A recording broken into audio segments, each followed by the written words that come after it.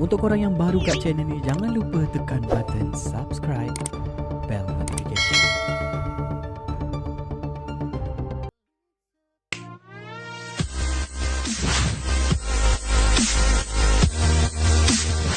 Beberapa hari lalu, urusan mahkamah membabitkan pelakon Nur Fazura dan bekas suaminya Fatah Amin telah menjadi perhatian ramai.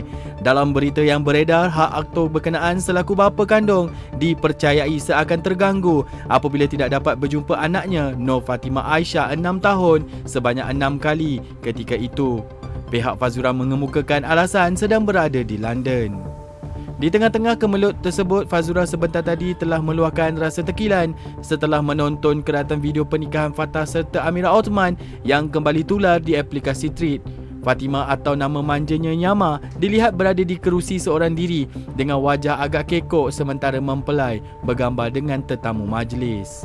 Berdasarkan komen yang ditinggalkan Fazura, dia memaklumkan bahawa ini merupakan kali pertama dia melihat video tersebut.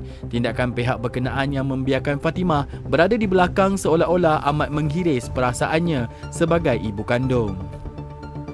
Sejak bercerai, Fatah akui berdepan kesukaran mengenai hak lawatan yang menyebabkan pihaknya nekat memfailkan komite 31 Mac lalu.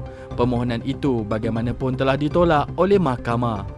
Telah lama bersabar, dia bakal membuat semula permohonan semula dalam masa terdekat. Untuk korang yang sukakan video ni, jangan lupa tekan button like, subscribe and bell notification.